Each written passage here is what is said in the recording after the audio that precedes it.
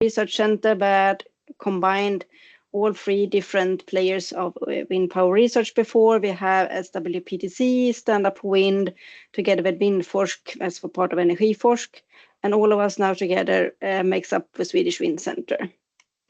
So we have our first stage is now from 2023 until 2027, and it's led by Chalmers, Uppsala University, and Energiforsk.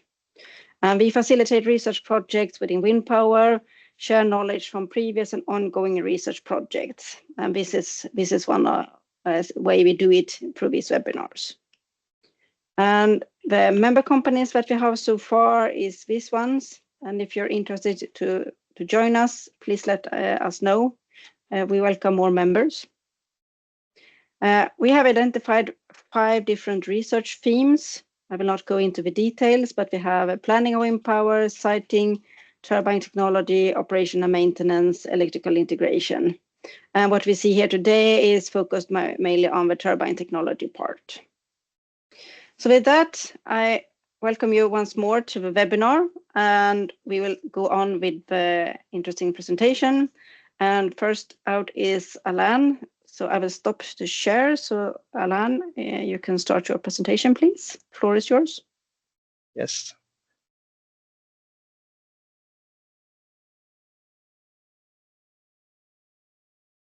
Okay, so I think you see my screen now.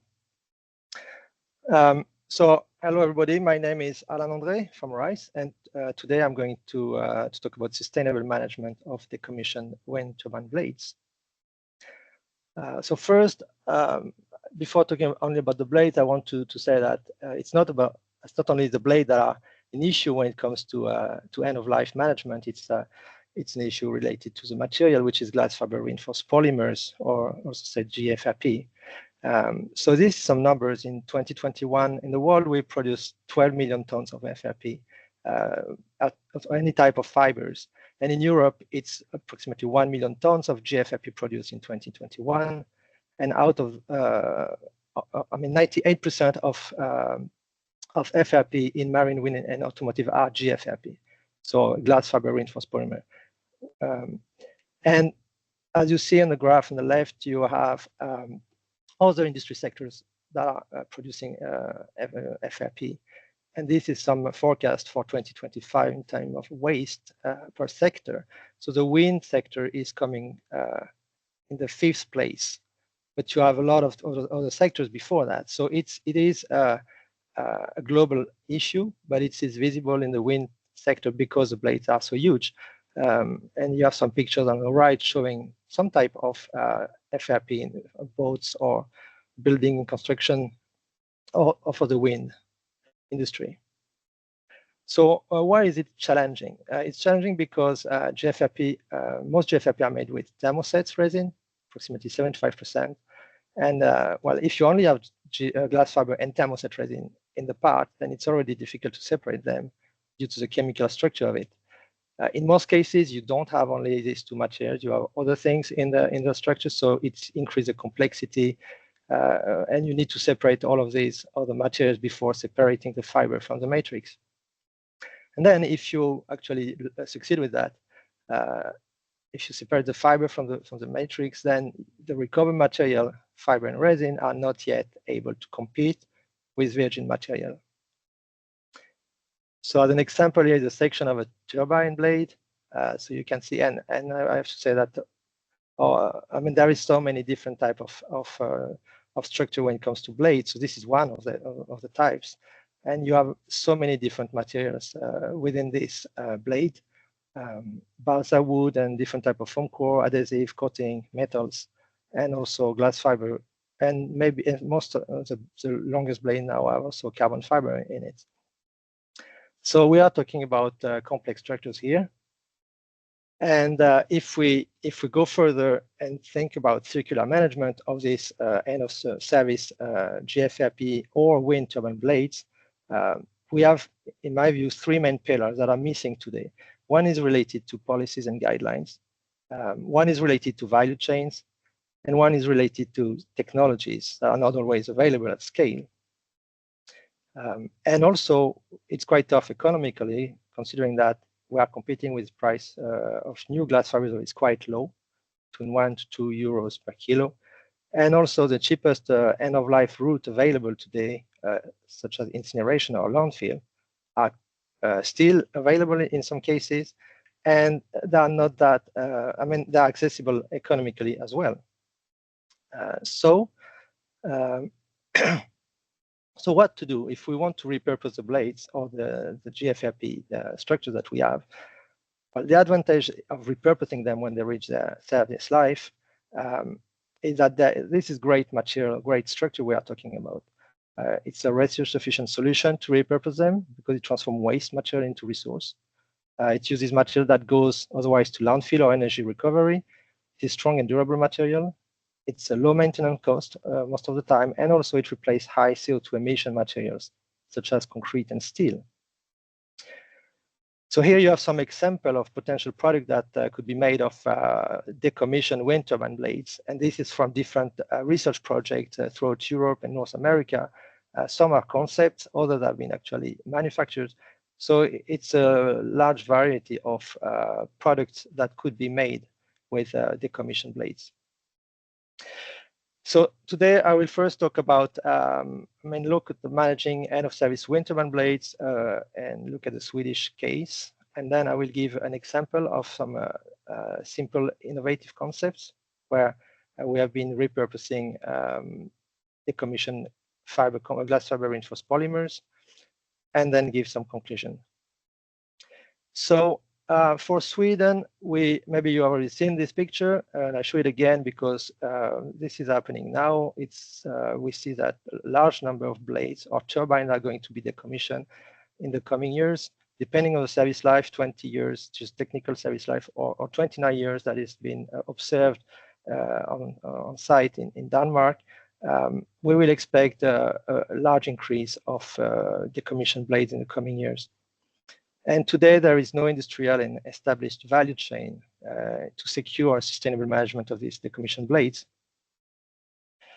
So the alternatives that are available today are mainly four different paths to manage this. One is related to secondhand, then we have repurposing, recycling, and energy and cement co-processing. And all of these paths are positioned in the waste hierarchy.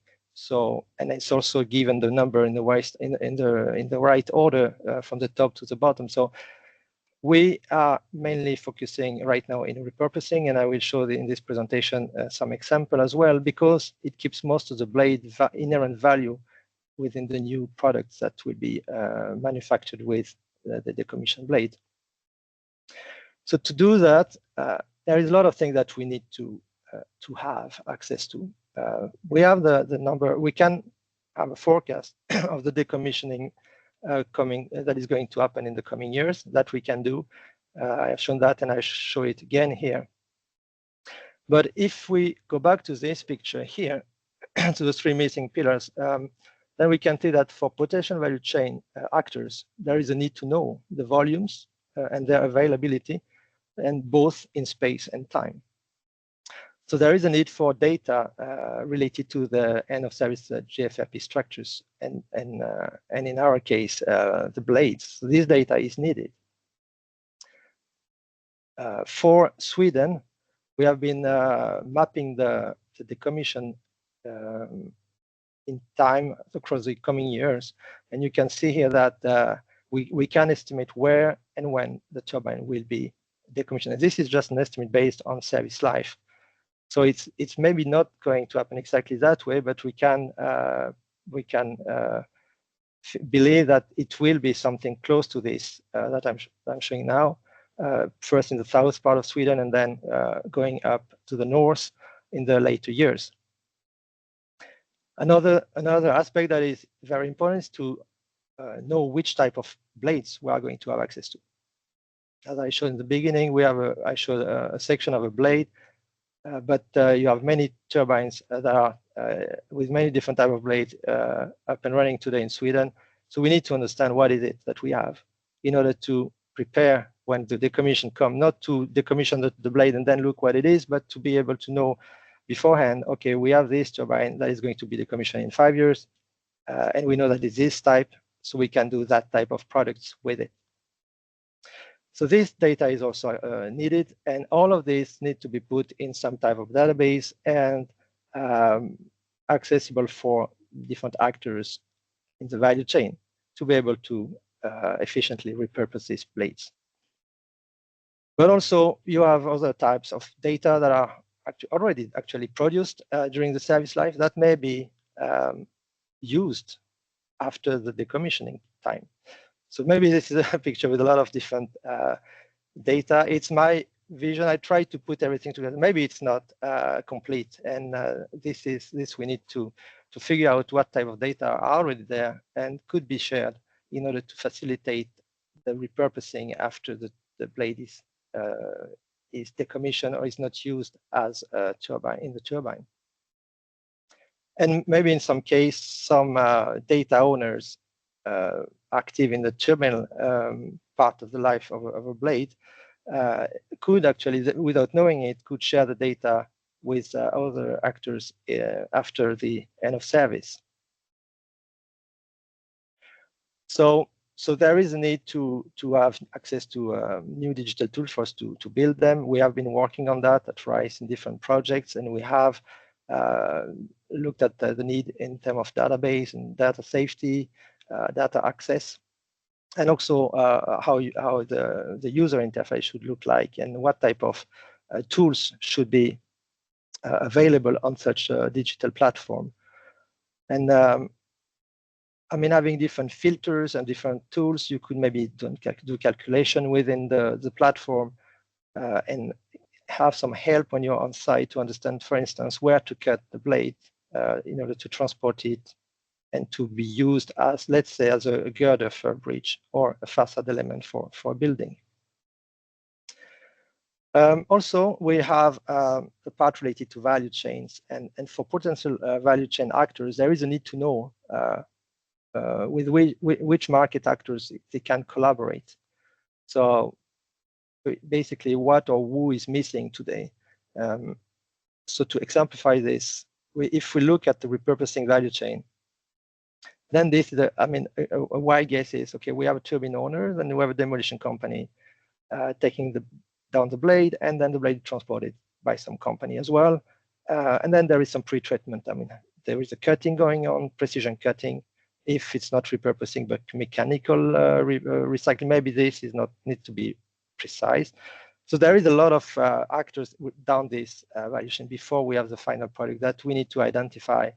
And they also need to identify between themselves to build a collaboration and to build this value chain that is not in place today. For mechanical recycling, I just said, it's maybe the same. There may be some overlap, but there may be also some new actors that need to be present there. And also, last pillar that I mentioned is about policies and guidelines. We need, new guidelines, new policies, and incentives are needed to ease, promote, and drive the transition toward the circular management of end-of-service wind turbine blades. And this is not is in place today. There is a lot of work that is ongoing within the International Energy Agency Wind Task 45.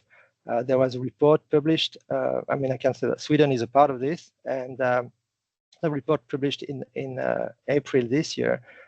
There is 3 options that are discussed, and one is linked to extending producer responsibility. Another one is linked to the reuse and recyclability requirement. This is for new blades that will be designed. Landfill ban is also discussed, and tender requirements for circularity. So, and this will be further discussed in the phase 2 that is about to start in November.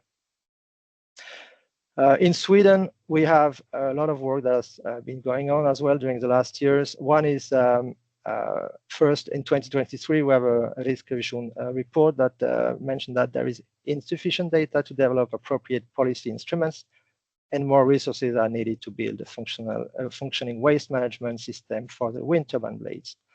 And from that report, there was a lot of work going on, both from Energimyndigheten and also Rise was also commissioned there.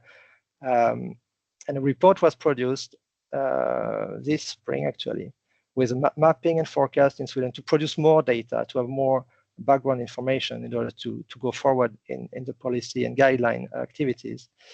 Current status for Sweden, recommendation, all of this was in this report that I show on the left. And also today we have an ongoing report, ongoing project at Rise, Policy Lab project. And here we are further working with available technologies, business models, and policies for Swedish context. And also, as I mentioned right before that slide, the phase 2 of the Wind Task 45 is starting. Kickoff is in November. And here the focus will be on waste prediction, forecast, data, policy, and technologies. So, and this is what's happening now. We have been working a lot with technologies, and now it's more towards system perspective, understand how to build up this value chain, circular value chains.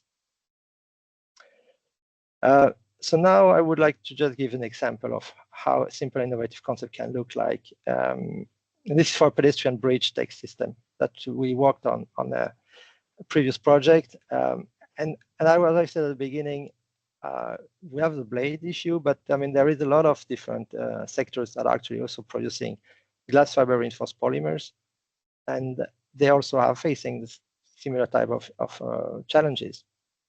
So here we had the waste production from 2 different companies in Sweden, and I mean the production waste is what it is. So it is the idea was to think about how we can repurpose this waste. What can we do with it? So in the conceptual design phase, we want to have to bring forward a robust design, to develop a resilient DEX design. This is the objective. And most of the time, I mean, we were using the KISS principle, keep it simple, stupid principle, because we believe this is the way to go. And the key requirement was to accommodate various lengths and diameter for the pipes we had, and adapt the design to pipe availability. And the challenge was that it was unpredictability of production waste, exact nature, and volume. And I think this is something we will see for the blade as well. So the solution is to create a flexible concept to effectively utilize the material we have, even though the dimension may vary depending on the time when it is available. So what we did is we actually, this was a concept of a sandwich panel that we developed. And what we did was to cut the pipe in slice so we can accommodate for a sandwich panel. And the plate that we had were used as a skin, as you can see. We tested this panel at Rise, and we got very good results. We had a failure load like 3 times the design load we built it for, so it was really strong. It is also quite light. And going on, we manufacture a small bridge prototype, and as you can see here, it has been manufactured using, I would say, almost. I haven't been calculating the exact percentage, but I would say 95% repurposed material here. There is some steel parts that are not repurposed, but the remaining part of this bridge were made with repurposed glass fiber reinforced polymer parts. And further, in another project that is ending actually at the end of this month, we have been using a section of a blade as a girder, and we put this deck on it. So this was a small pedestrian bridge that we actually tested last week. This is the first picture. I haven't been going through the data yet, but it's a very positive result. So we had a short span pedestrian bridge, mainly made of repurposed glass fiber reinforced polymer. It was the deck, the support, and the blade that is a girder as well. So more results will be available in Circulate project final report quite soon. Yeah, and so I mean, here the idea is to keep concept quite simple, to be able to pass the threshold of end users. So they will not use these new products if they are not 100% sure that they are as good as the traditional ones made with traditional materials. So these are the potential applications for such panels. So now we'll give some conclusion on this. So we have large volume of turbines that are going to be we need to manage in the coming years. and it's high competition with virgin glass fiber and cheap end-of-service routes like incineration. Policies and value chain are missing, and the repurposing route is quite interesting because it keeps the inherent value of the blades in the new products. So, so we need different things for that. We need the robust certification processes. We need access to blade data, and this access should be done through a digital platform because it expects to trigger and accelerate circular management and repurposing of these decommissioned blades. We need simple concept to trigger end user to choose product made of repurposed wind turbine blades. And also new policies are needed to accelerate the creation of economically sound value chains. And as I said, for that, we have an ongoing project, but we believe more is needed. Yeah, for more reading, you have some publication here that are shown, and I think it will be available in the PDF that will be shared. And also, I want to thank all the project partners in the different projects and our financial support as well. Thank you very much for listening. Thank you, Alann, for a very interesting presentation. Do we have any questions for the audience? If you have a question, you can write it in the chat or the Q&A or raise your hand.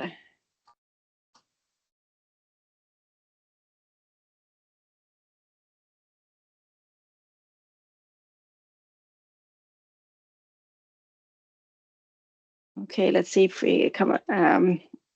You are saying that we need something in place in order for us to start to do the reusing the discarded wind turbine blades. Do you see that work is still ongoing to a very small extent so that something will happen, or do we actually need all the changes you have introduced for there to be this change in how to think about it?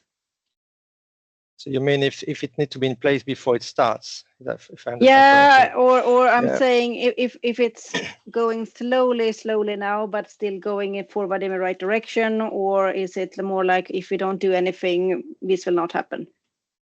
No, I think it's going in the right direction. It takes a lot of time, but I really see differences. I mean, let's say this fall, there is a lot of things going, a lot of, I mean, there is this webinar and there is conferences and a lot of things are happening within like some months only. If you go back in time 2 years or 3 years, it was not like that. So I really think things are happening now. It took time, and but maybe it will take more time, but it's falling in place little by little, I would say. Yeah, that sounds good. Okay, Erik, you have a question, please.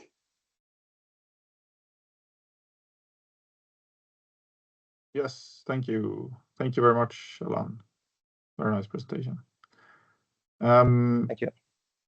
In the beginning of your presentation, you showed a slide that said that wind turbine blades is the 5th largest contributor to the GFRP waste.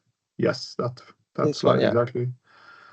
And then later you showed a slide showing a rapid exponential growth in the amount of material that will be exactly that graph. Yes, yeah. Yeah. So my question is basically, is the first slide, is that the reflection of the proportions of the waste material currently, or is it projected taking this exponential growth into account? And if not, then I assume that wind will become the largest contributor to GFRP waste in the future. This first slide is from a prediction, a forecast from ATP in 2019. So this is forecast made in 2019 for 2025. Okay. So I think that, and so the other graph that I showed here, I don't think they are considered in the first graph. So we will have to make a new forecast for the waste, looking into the different industry sectors.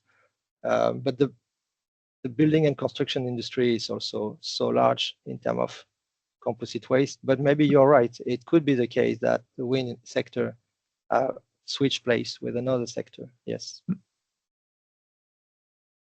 Understood. I have another question as well, if that's... Go ahead. So when you repurpose materials to use for infrastructure applications, such as a bridge or a walkway, you will have rigorous requirements on strength. And you touched upon this in your presentation, but I was wondering whether you could elaborate a little bit on, for example, fatigue resistance in the completed structure, and how you would how you see that, what you see needs to be done to verify that the repurposed materials are of sufficient remaining capacity, basically, from its previous use. Yeah, I think I mentioned it, and what we need to have is a certification process or validation process to be put in place. So when the blades are taken, then depending on what we want to repurpose them for, we need to have them going through a rigorous process to validate that the strength is still there, the stiffness. I mean, the mechanical properties, basically what they are after 20 years. But this process needs to be different depending on what you do. If you want to make a bench, for instance, maybe you don't need to have like a very stringent process. But if you want to make a bridge, maybe it's very important to go through details. So it's needed. I'm interested in like, we have ideas such as this for the timber materials in our tower as well, which I will talk a little bit about later.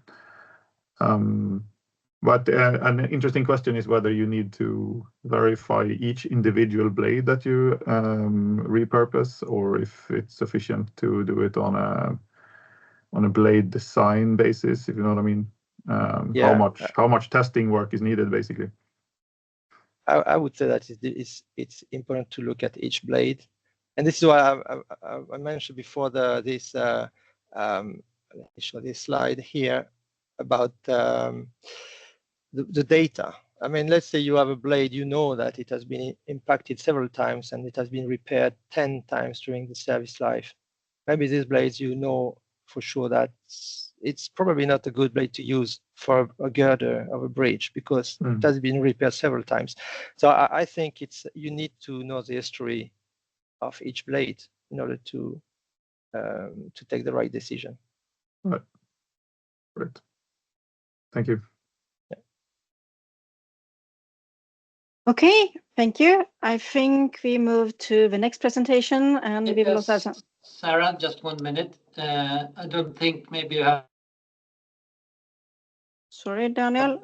Because... No, so I can read the question that came up there. Is it okay? Yeah, it's absolutely. Elisabeth Ekner from KTH. She writes, are there any thoughts in government sector to introduce end-of-life responsibility for blades in legislation? You know, Alann? Yeah, this is a topic that was discussed by the report produced by Energiemyndigheten, and there is work that is ongoing. It's still ongoing. So there is, I mean, this report went to the government, and they have to discuss that and to come back. So we haven't got any response yet, but it is something that is ongoing, to understand who is going to take what kind of responsibility there.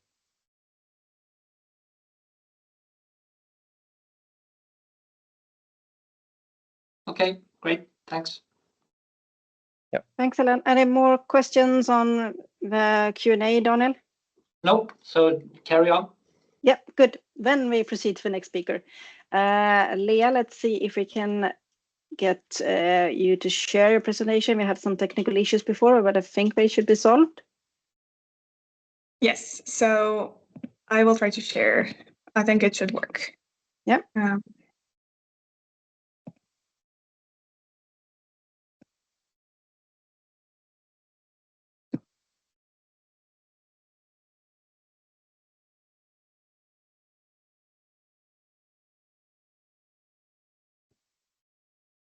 Okay. Perfect. What about that?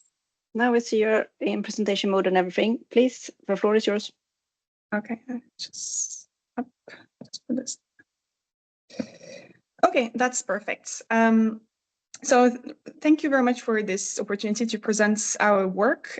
So I'm Léa Braud, a postdoc at KTH, working with Elisabeth Eckener on prospective life cycle assessments, and we specifically focus on wind power production. So my talk today is going to be divided in 3 parts. The first part to introduce you our projects and what we are actually working on. Then a second part diving a bit deeper into LCA methodologies and their challenges and what we are actually researching to improve them. And then the final part would be talking about the use of green steel, green concrete, and wood in wind turbines and their potential effects to mitigate climate change in the future. So we are a research group based at KTH in the Sustainable Development departments, and so mostly consisting of Elisabeth and myself, but we have a lot of master students and bachelor students involved as well. And we had the pleasure to conduct some field work over last spring, as you can see on the picture. And our project is part of the WindL research program. And our thematic is about systematic assessments to support fruitful wind power dialogues. So it's a very broad research project that focus on environmental impacts, but also social aspects. Elisabeth is an expert in social LCA and life cycle sustainability assessments, which consists of integrating environmental, economic, and social dimension in LCA. So we're not only looking at climate change, of course, we're also looking at different impact categories, ranging from human toxicity to biodiversity and land use, but we also focus a lot on social impacts. And one of the main innovative approach we use is to try to look at the impacts in the future. So common LCA approaches assess the impacts in the present or even in the past because we use data that are relatively old. So our challenge is try to show and to integrate future projections into our models. So I will come to this a bit later to show you how it works. Let's have a look at the life cycle of wind power production in general. So our project really focuses on onshore wind power, and I will only talk about onshore today.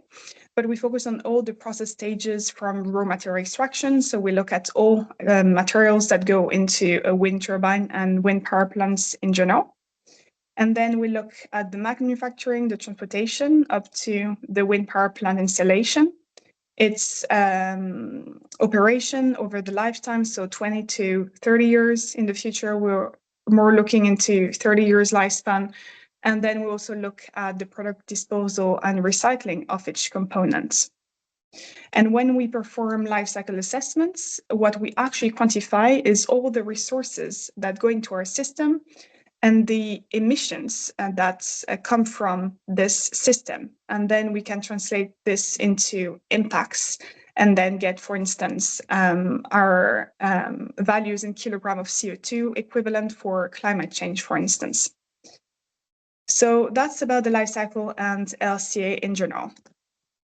So now this is the model we're working on. So it's a very generic model, but it's very detailed regarding the bill of material that goes into a wind power plant. And we used a model called the REMPD that has been developed by, it's a US model developed by the NREL. So I will come back to this next slide. But here on this scheme, you can see what's included into our model. It's not only looking at wind turbines, but it also considering the roads, the cables, the substation, etc. So we really look at the wind power plants as a whole. So this is the database. Our EMPD stands for Renewable Energy Materials Property Database. It's an open source database, so anyone can access it. I've added the link on the slide. It's a very nice project where they've developed the parameterized model based on, so the main parameters are here in the table, the plant rated capacity, the turbine capacity, number of turbines, hub height, rotor diameter, and yearly capacity. So of course, the model is adapted to the US system, but it can be easily also adapted to the Swedish context. And regarding the design, because it's parameterized, we can really tweak around every single parameter. And the outputs, when we use those parameters, is actually a bill of material. And this bill of material is originally based on a report from the International Energy Agency. And we can have just a list of all the materials used in the wind power plants, and it's detailed per component. So it's quite detailed and very handy when we look at the impacts of the different materials in the wind power plants.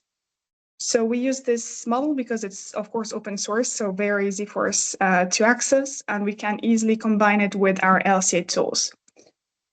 So the aim is from this bill of material to then transform into an LCA model. And if we just look at the data we have for 2020, for instance, we can see that in the bill of material for a wind turbine, well, we mostly have steel, of course, and that comes mainly from the tower, but we also have a large share of fiberglass from the blades and cast iron as well, which is present in all the components mostly. And then if we look at the whole wind power plants, then we have the aggregates that come first, and this is mainly due to the roads. And then we have concretes related to the foundation, steel come third with, of course, the tower. So this is how the database looks like, and this is what we're using into our LCA model. And then we also know that concrete and steel are responsible for major impacts in general. So our research really focuses on trying to understand what would happen in the future if we replace those conventional concrete and steel by greener materials, such as low carbon concrete or green concrete and low carbon steel or green steel. And in Sweden, we do have this very dynamic projects around building those new green steel production plants. And here in our models, we're using mostly data from the hybrids projects.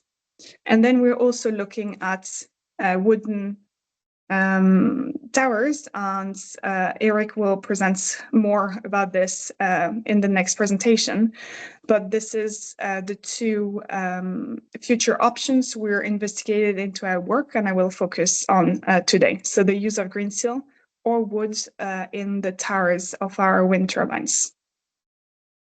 And now to better understand how we develop the model, it's important to go back to the LCA basics. So as you may know, the lifecycle assessment method or family of method is a standardized approach.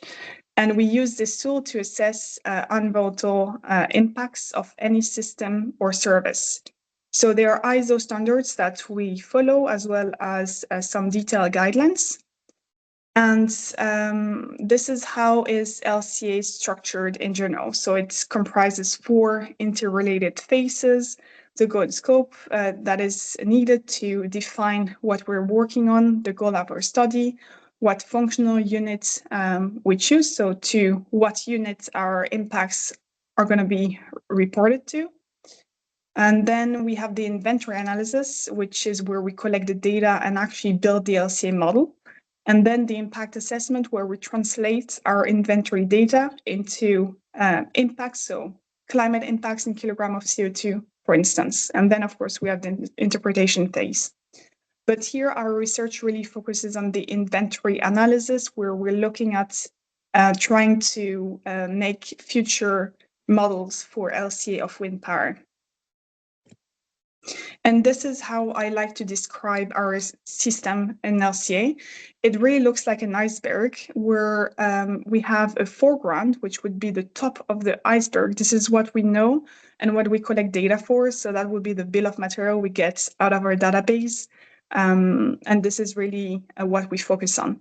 But then we also have the background, and this is really the bottom of the iceberg, the part that we don't really know about, but that is really required to perform an LCA.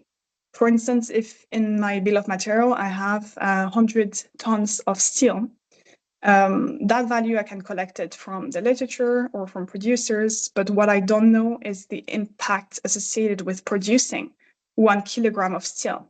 And for those, we rely on databases, which are sadly not open access yet, at least. So it's licensed databases that contain 20,000 of data sets about anything. So steel production, water production, all type of materials. So we really rely on those databases to perform our LCA study.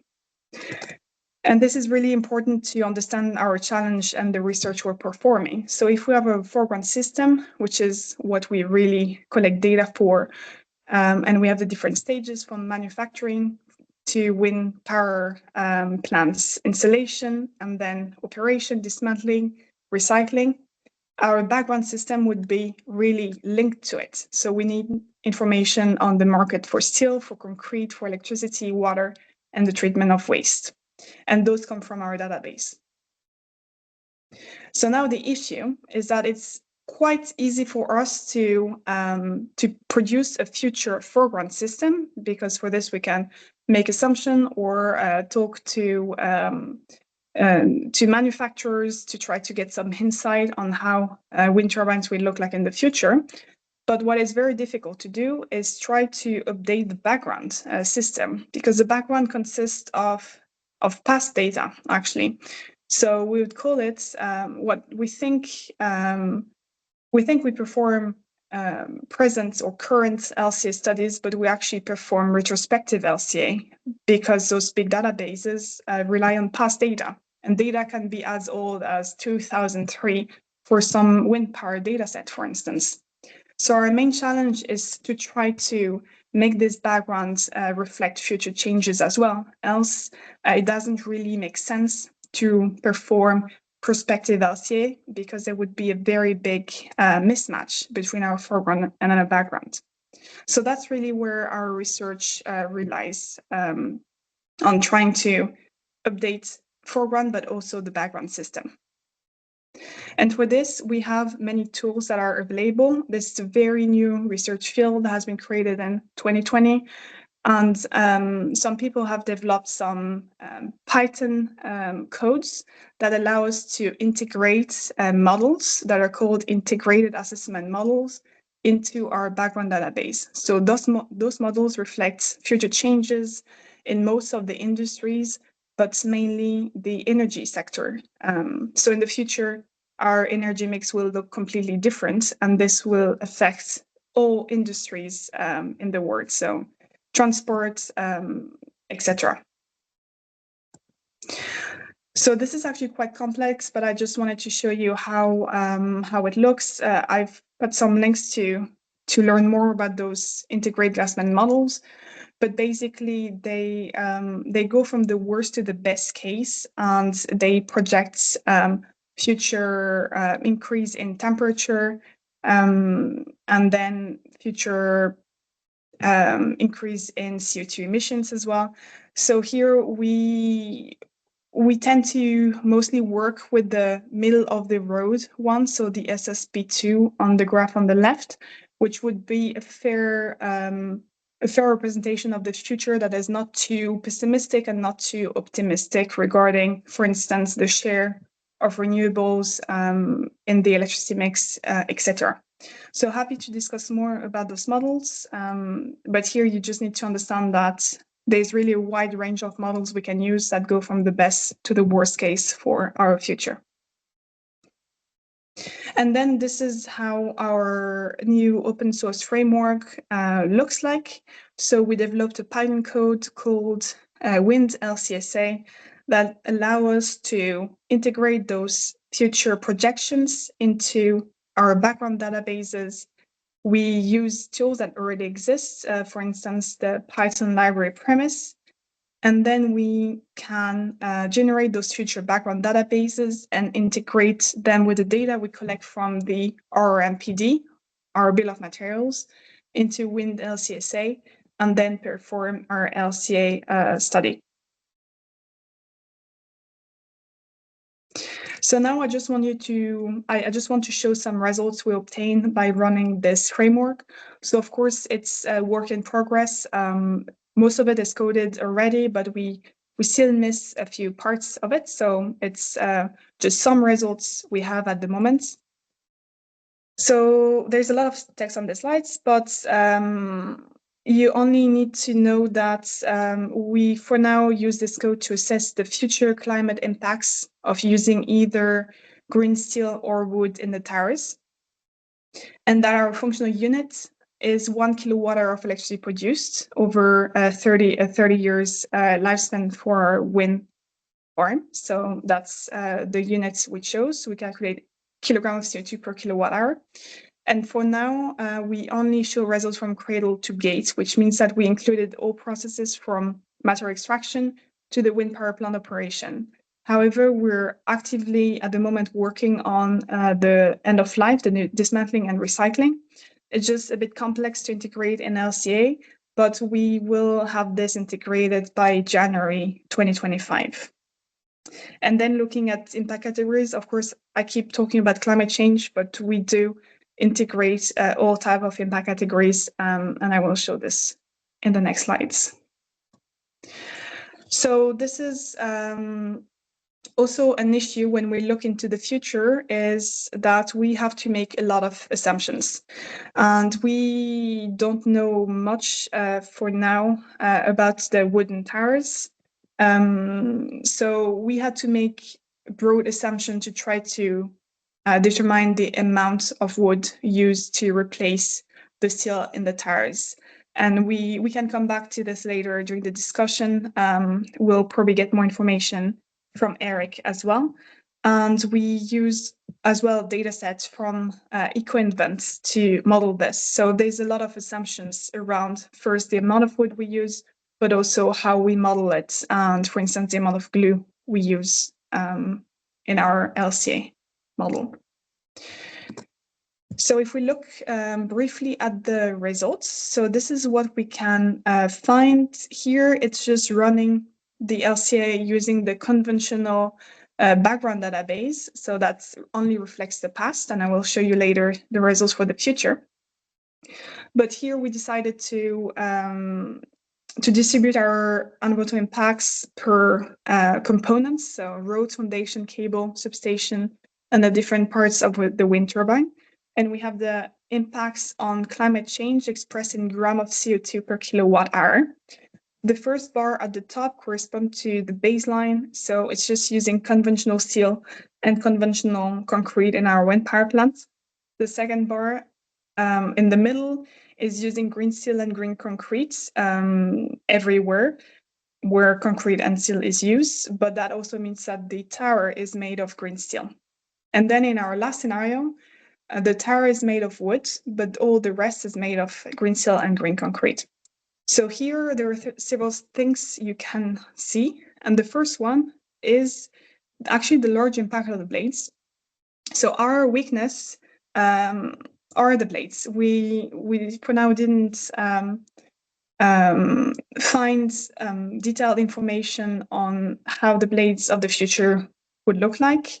We have a few scenarios in mind, but we didn't model them too well yet. So broad assumption means also quite large uncertainty. So the share of blades will likely be reduced while we improve our model.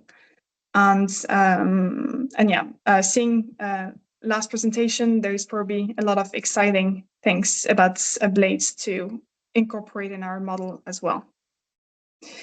And then the second thing that is important to notice is, of course, the reduced share, the reduced impact associated with the tower when we switch from conventional steel to green steel, and also when we switch from conventional steel to wood.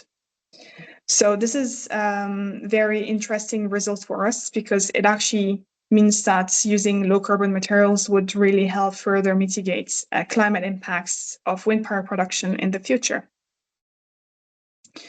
And this is just using the conventional background database. So now if we look at integrating those future projections into the LCA as well. So here I use the SSP2 model I showed earlier. Here we can see that the impacts are significantly reduced. So even for the conventional steel and conventional concrete scenario, and this is mainly due to changes that happen regarding the energy mix, as producing conventional steel now and in the future will look different if our energy mix is made of more renewables. So there's a lot of potential for using low carbon material in the future. And now, of course, as all models and parameterized model, there's a lot of things we can look at. And here, this big heat map actually represents what the sensitivity of our model to the different parameters for all impact categories assessed. So at the bottom of the graph, you can see the different abbreviations, and those are each different impact categories ranging from acidification to climate change to ecotoxicity, eutrophication, human toxicity, etc., etc. So here, what we can see, so for the darkest cells represents what correspond to the parameters that influence the most the LCA score. And here we can really see that the capacity plays a significant role, as well as the rotor diameter. And this is mainly due to the impacts of the blades in our model. In addition, you can also see that the plant lifetime has quite a significant influence. And this is mainly due to the fact that the impacts are basically divided per the plant lifetime. So the longest the lifetime, the shortest, the smallest the impacts as well. And then we can see that the wood plays also a significant role. So the first parameter, which is called Boolean woods, in our model just means that we either choose or not to use wood in our tower. So this also affects significantly the impacts of wind power production. So there's a lot of things we can still work on, of course, and this doesn't include the dismantling and the recycling phase. But for now, we've built a strong model, LCA model, that can be used to do a lot of research on wind power production. So if we look at the future, of course, we developed this Wind LCSA Python framework, which is going to be released on GitHub very soon. So we aim at February 2025. So it will be all open source with the documentation, so anyone will be able to use it. And then our focus at the moment is really on end-of-life scenarios to push our model towards a cradle-to-grave Prospective LCA. And then we really need to focus on the blades and try to understand how in the future the new materials used could help lower environmental impacts. And then we have a second aspect we work on, and that's mainly, so Elisabeth Eckener working on the social dimension, and we're looking into tools to integrate future and economic scenarios into our environmental model, and then using also multi-criteria decision analysis tools to weight social, economic, and environmental dimension in our models. So we had two master students, two master theses last semester, which addressed those topics. So I've put the link if you're curious about this work. And I've just added the figure as well on the right side of the what we call the donuts, where we can really see at the top the planetary boundaries. So what we call the ecological ceiling, where we're trying not to overshoot them, but we're also trying to not fall short on our social foundation either. So we're trying to work with this notion of safe and just space for humanity, and how in the future technologies will help us stay in that bright green zone. So that's also what we're working on. Of course, we are always happy to get inputs from you. We're not experts in wind power production, so we would really appreciate some help if you have any idea of how the future for wind power would look like in Sweden. So I've just added a QR code where you can just fill in a survey, and else you can just contact Elizabeth or myself if you want more details about our work. Thank you. Thank you so much, Léa. If you have any questions, do you have any questions in the Q&A, Daniel?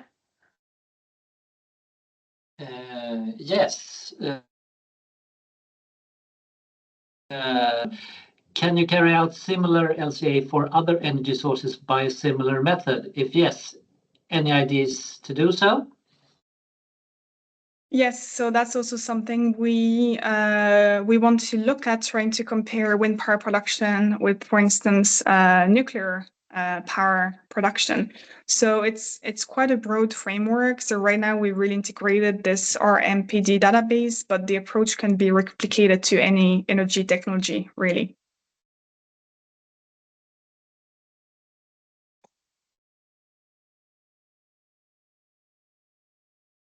Have more questions, Daniel?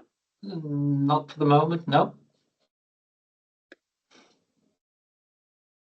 Anyone else has a question? Yes, Erik.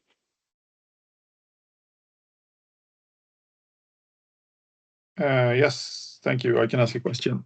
So it is plausible that you already answered this in your presentation, but I will ask it anyway. How do you design your wind turbine systems when you compare them? You need to, and I know that you spoke about the uncertainties using wood, for example, which is understandable because there are very few publicly available sources for what the wind turbine tower made out of wood would look like. But with regards to the more conventional material choices, what kind of sources did you have for the design of? Well, I'm mostly interested in the tower, of course, but also in general in the turbine. Is this based on these databases as well, or do you have any other source?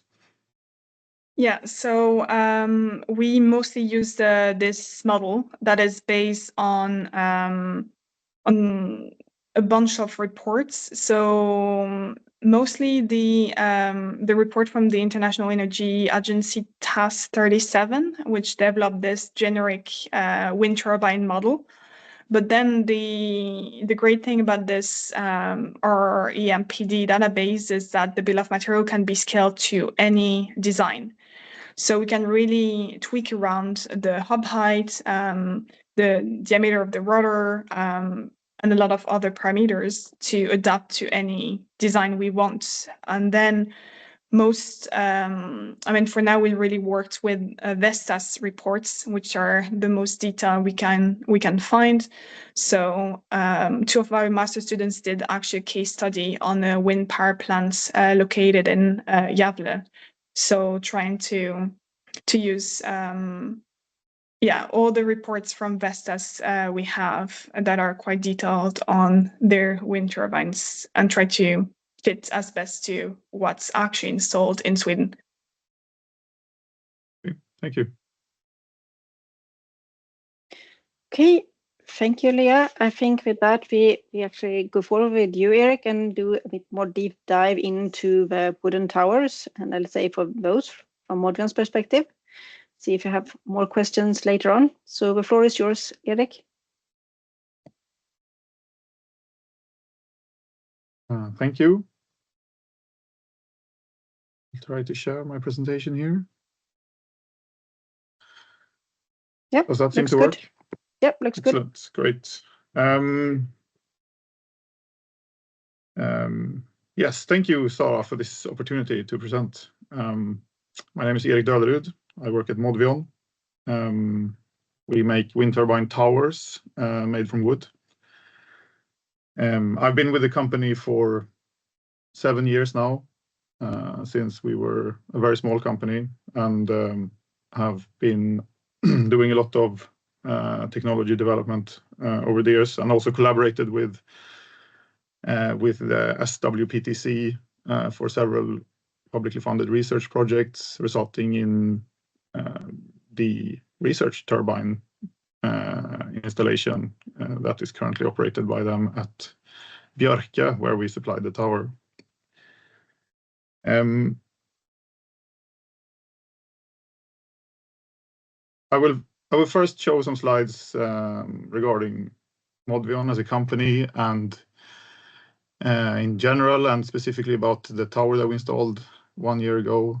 Then I will talk a little bit about our own view on the LCA situation, and then I will show some slides about the end-of-life prospects for tower-based towers, for timber-based towers. So, Modvion's aim or mission is to help aid the transition into sustainable society by developing wind turbine towers made from wood. By doing so, we will make wind power a better and more sustainable energy source, and we will also spearhead and showcase timber as a renewable construction material.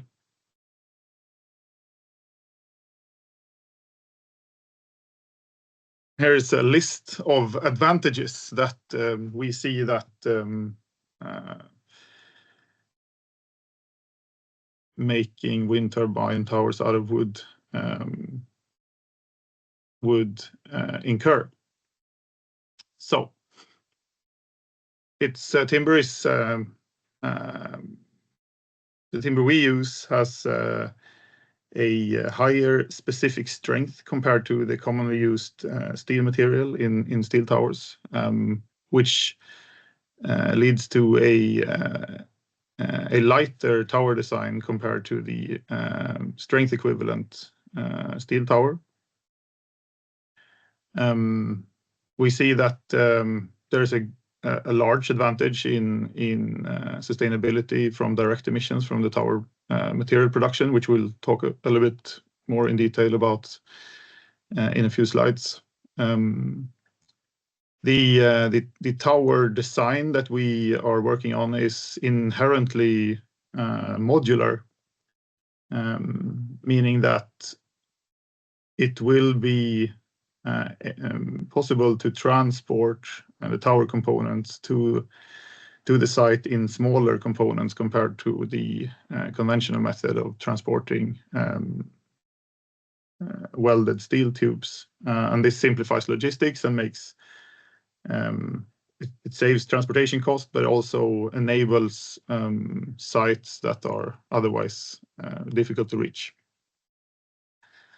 And we see that the timber tower has advantages for the tallest tower designs for wind turbines, which then promises to enable even taller wind turbines, which reduces cost for the business, for the industry, due to economies of scale and access to better winds. Here's a slide showing one module in production at our facility in Bäckebol, Gothenburg. On the left-hand side is after coming out of the lamination step, and on the right-hand side is after cutting of the module ends. You can see these little slits at the end of the module is geometry that will receive the joint, which is a steel reinforced adhesive joint. Here are some slides from 1 year ago, approximately, when we erected the Wind of Change Tower, which is our first multi-megawatt installation. It's a reused Vestas V90 turbine that has been refurbished, which is mounted on top of this timber tower to a hub height of 105 meters. And it has been fully operational for almost a year now without any issues. Here's an overview of that installation. Base diameter is 5.65 meters, and the rotor diameter is 90 meters.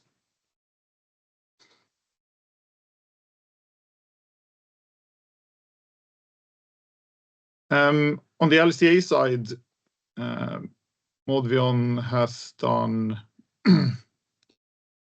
we've done, you could call it limited LCA analysis or an LCA screening, kind of.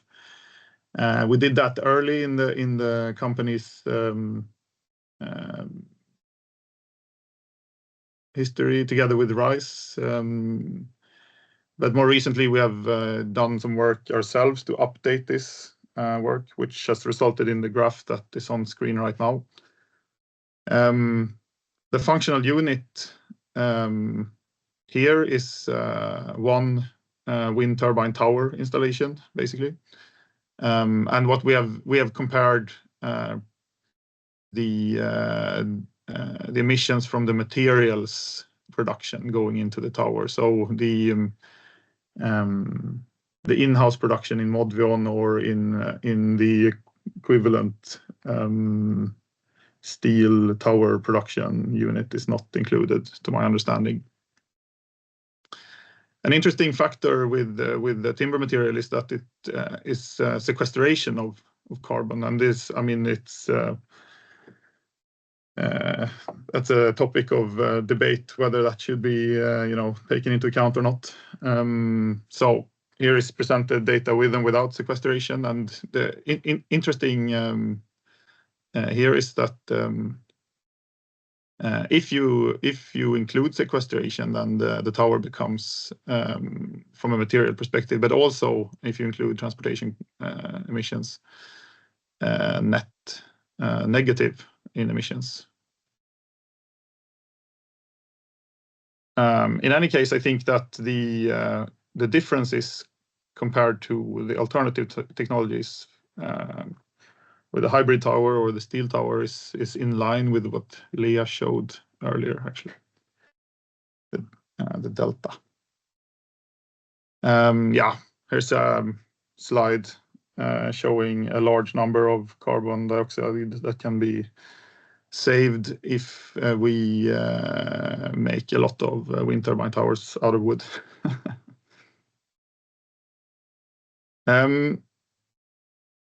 For the end of life use case, we have a kind of a vision that looks like this.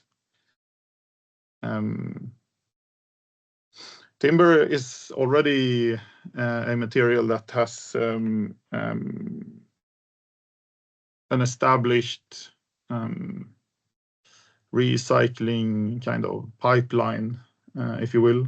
A lot of the steps that are shown on in this flow chart is already in place, such as using recycled cellulose fibers for making paper or what we call here low demand structural applications, which can be construction material without any real load bearing capacity. We do, however, see that when taking down a wooden wind turbine tower, it is the most beneficial use of the materials would be to repurpose it into a load-bearing construction material, and this can definitely be done if you cut it up into suitably sized construction elements and verify the strength of it, and then you can use it for static applications. And then, of course, when the lifetime has expired in that application, you can use it for low demand structural applications, and then for pulp in the next cycle, and then biopolymers or pulp again, and then in the end, after what is most likely several hundred years, actually, we see that you should finally recycle the energy then and release the carbon into the atmosphere again, and then the cycle will start from the beginning with new trees absorbing the carbon dioxide. Here's a slide where we have made an exercise to cut up one of our modules into useful construction elements, and it basically shows that around 83% of the tower material volume can be reused directly into what is essentially a high-end construction element.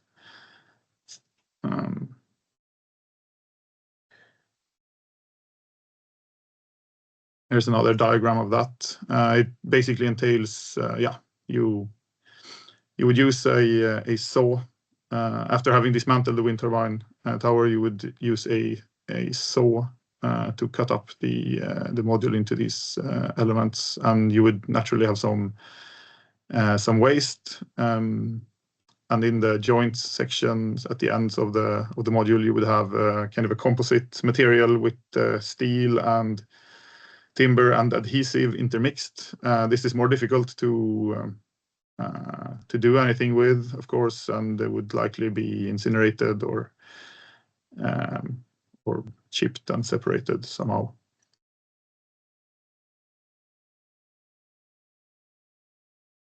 And finally, I think this is just a slide showing a saw, which is a method that is readily available in the construction industry, that we have also used to make some adjustments to the tower that we installed last year.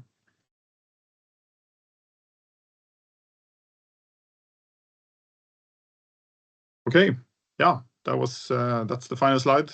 It's an overview of the site where we built the tower last year. Thank you. Thank you, Erik. Nice presentation. Let's see, Daniel, do you have questions in the Q&A? Yeah, Nikolai Lesnik has a few questions here. The first one is, what will be the installation time of the whole turbine? How long does it take to glue one section of the tower? Excellent question. We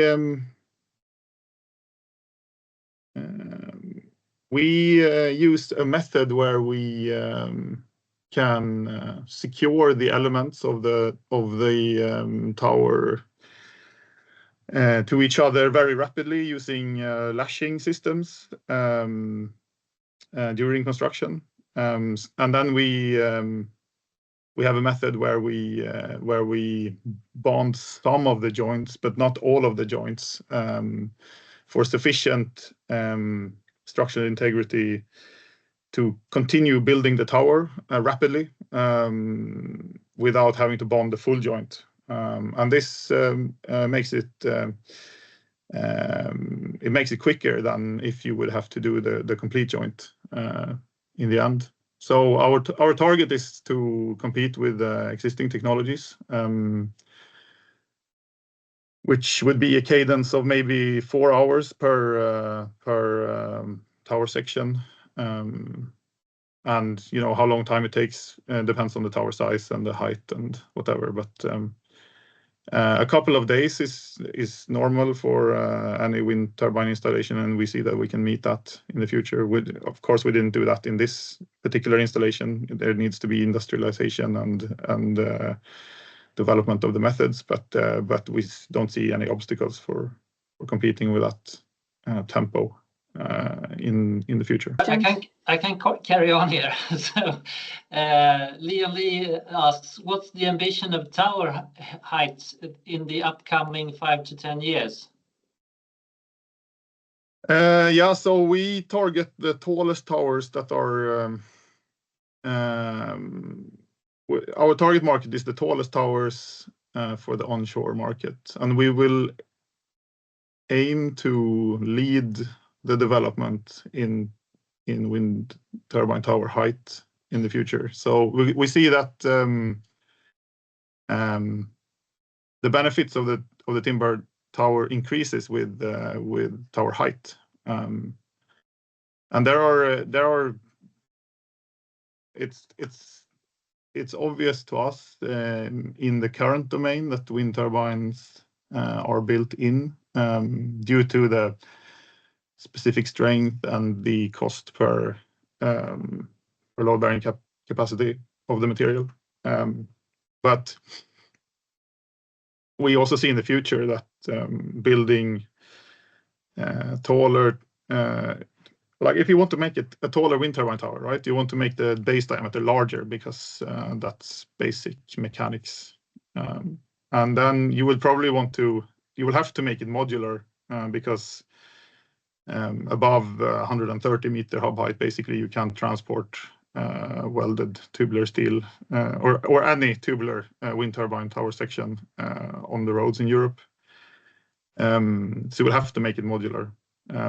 But and when you make it modular, you will want to optimize the tower wall material amounts, which typically means that you want to make the base diameter even larger and make the wall thickness thinner. And if you make a very large diameter and a very thin wall, then you will run into structural stability issues on the compression side. And this is where where another domain of benefits from using a weaker material really kicks in, is that if you have an inherently thicker wall thickness, then you will have a much larger structural stability margin, and you will be able to make much taller wind turbine towers without having to introduce any stiffening components to the tower wall, which will again be very cost competitive.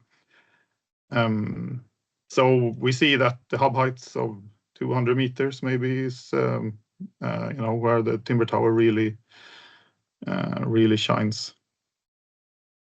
Yeah, that was going to be my follow-up question here. If you're looking at 200, 250 hub heights, because this is what we see when the application for permits nowadays, that you need to 250, 275 meters for hub heights.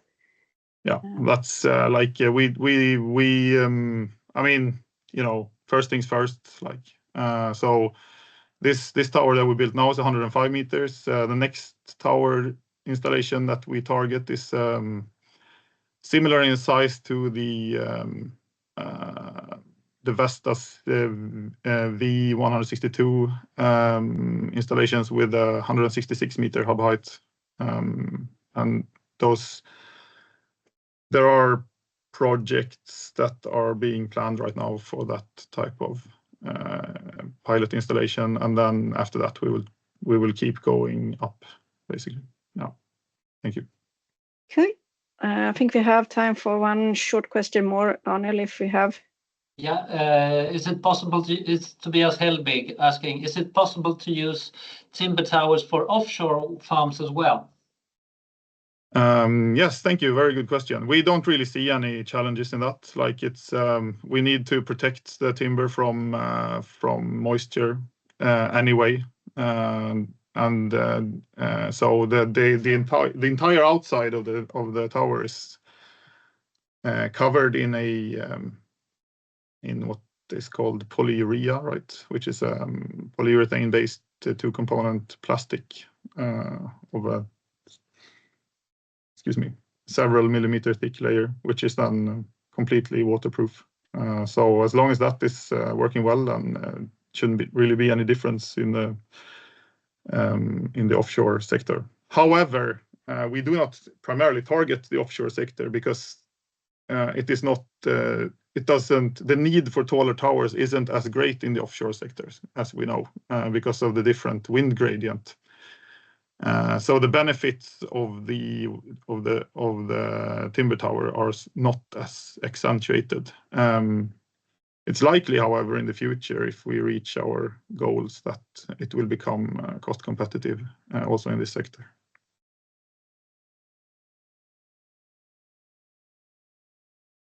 We have maybe time for one more question if you have, Daniel, then we have to close. Sure. Are there any risks or benefits with wooden tower turbines on bird population? Asks Deepa Manolan something. I can't read the full name. Yep. On the bird population, no, I think this coating that we have on the outside of the tower, it's woodpecker resistant. So that basically mitigates that risk, I would say. And apart from that, there's no real difference, from the operation of it's the same type of turbine that we install on top of our towers as any other tower solution. We have designed the system to have identical interfaces towards the turbine and the foundation for better market acceptance. So in terms of bird strikes on the blades and such things, there isn't really any difference, I would say. Okay, thank you. Thank you, Erik, and also Alann and Léa for very nice presentations and for good questions from the audience. And I think with that, I say also thank you for everyone attending this webinar, and happy to have you here. We will post the presentations online after this webinar. Not right away, but we will show up. So please look at our website, and there you will also find new webinars that will come. So with that, I say thank you for today, and I hope to see you at our next webinars. Thank you. Thank you, Sara. Thank you. Bye. Bye. Thank you. Bye.